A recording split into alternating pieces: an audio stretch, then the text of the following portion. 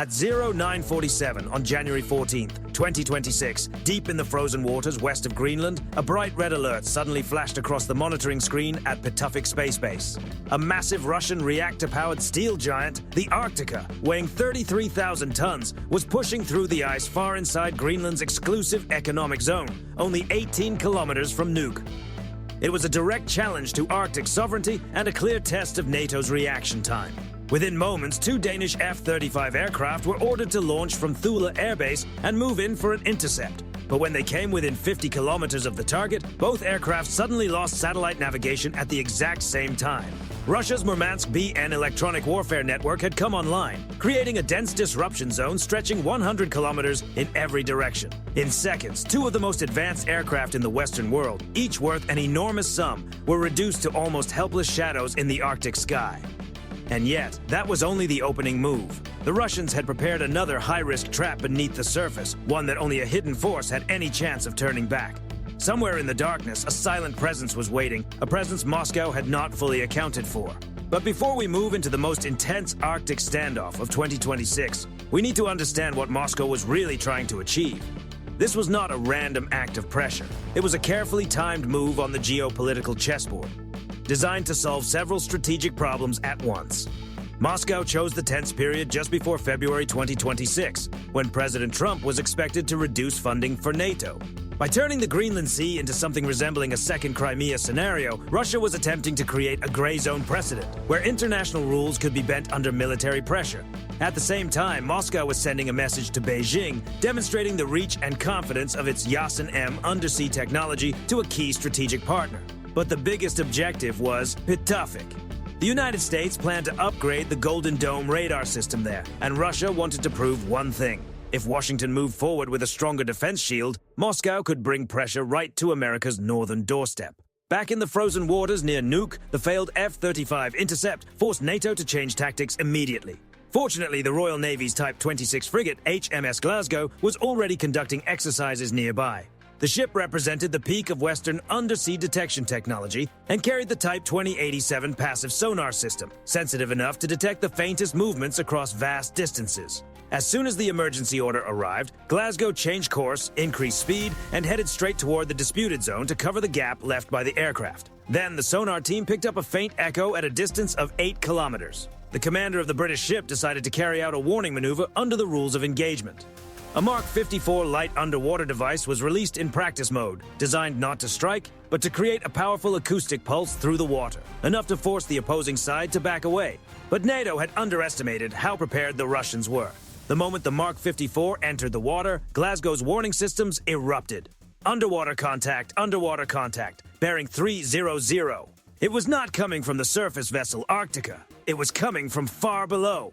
At a depth of 150 meters, the Yasen-M-class Kazan, one of the most advanced vessels in Russia's northern fleet, had been waiting in silence for an unknown amount of time. The Russian captain did not wait for fresh instructions from Moscow. He responded instantly, following the principle of equal pressure. A heavy 53-65 KE underwater round was launched. Its main charge was not activated in the usual way, but it had been programmed to trigger a close-range shockwave using a proximity system. Moments later, the ocean erupted. A 30-meter column of water surged into the air directly in front of HMS Glasgow, only 400 meters from the ship. The pressure from the Russian 2-ton underwater round was nearly 10 times stronger than the British warning device, forcing a towering wall of water straight into the bow of HMS Glasgow. The impact crushed the ship's composite sonar dome into fragments. In an instant, Britain's most advanced surface vessel lost its ability to see beneath the water. HMS Glasgow, the pride of the Royal Navy, was left exposed, drifting in the Arctic Sea with its active undersea tracking system gone. What had already been a dangerous situation for the coalition suddenly became far worse. As soon as Glasgow was pushed out of the fight, maritime radar screens detected 3 new contacts moving in from the north. They were Okean-class Project 22-100 border patrol ships operated by Russia's Federal Security Service, the FSB. Each vessel stretched roughly 90 meters in length.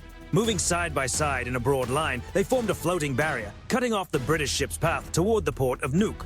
From Moscow's point of view, it was a brilliant legal maneuver. These FSB ships were officially listed as law enforcement vessels, not naval combat ships. Under the International Collision Regulations known as COLREGS, Rule 18, NATO ships could not simply force their way through or collide with law enforcement vessels carrying out official duties. Meanwhile, the real danger remained hidden below the surface. Russia's Kazan, a Yasen M-class reactor-powered undersea vessel, continued moving silently at a depth of 150 meters. In the Arctic, that depth is extremely important. It sits just below the thermocline, where differences in temperature and salinity create a natural sound barrier. Instead of reaching deep into the ocean, sonar waves from NATO sensor buoys were bent, scattered, and reflected back toward the surface. To the remaining NATO systems, Kazan had effectively disappeared.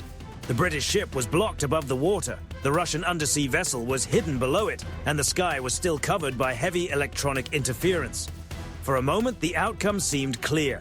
Moscow appeared to have control of the board. Now place yourself in the position of the NATO admiral. With no immediate rescue in sight, what would you choose? Option A, order a full military response and risk turning a local standoff into a global crisis. Option B, pull back, accept the humiliation, and allow Russia to turn this sea route into its own controlled zone. Write A or B in the comments below. Now let's see how the Americans approach this impossible problem. Washington had been watching the entire confrontation from a distance. But by this point, Russia's actions had moved beyond a gray zone dispute. The situation was now being treated as a direct strike against the equipment of an allied force. At nearby Pituffik Space Base, American technicians quietly brought a new generation over-the-horizon radar system online.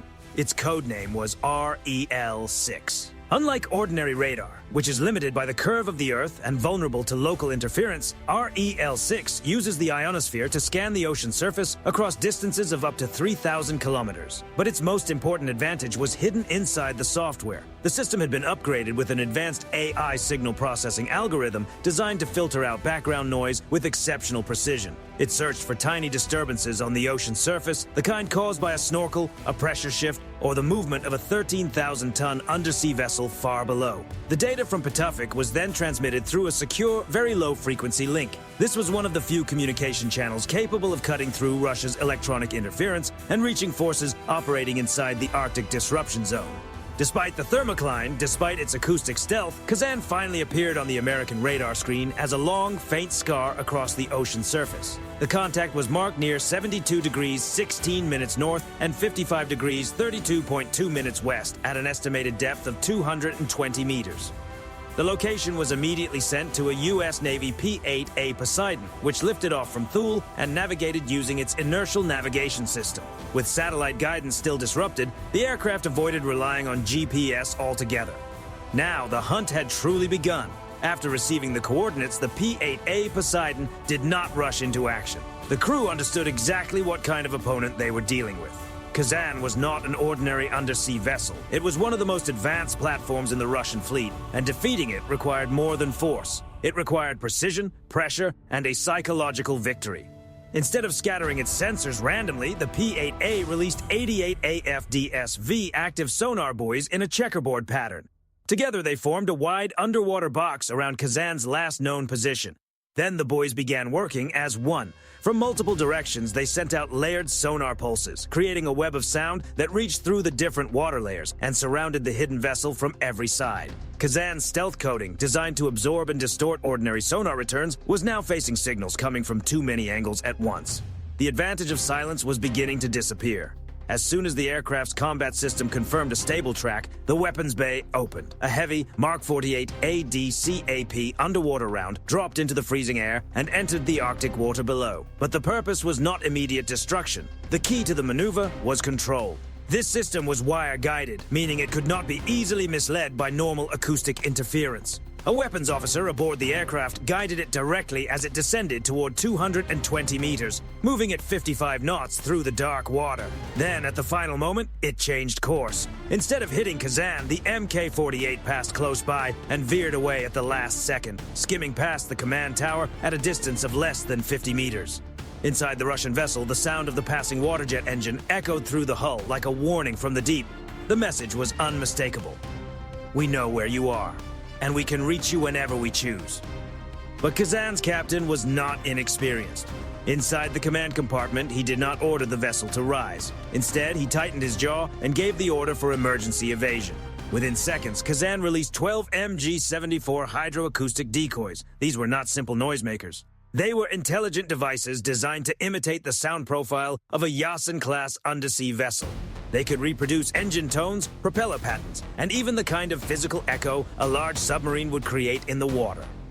In an instant, the P-8A Poseidon's display changed. Where there had been only one contact, there were now 13 red marks, each moving in a different direction, each trying to look real. At the same time, Kazan made a sharp turn, powered down its engines, and drifted silently toward a trench on the seabed, using the natural seismic noise of the Arctic floor as cover.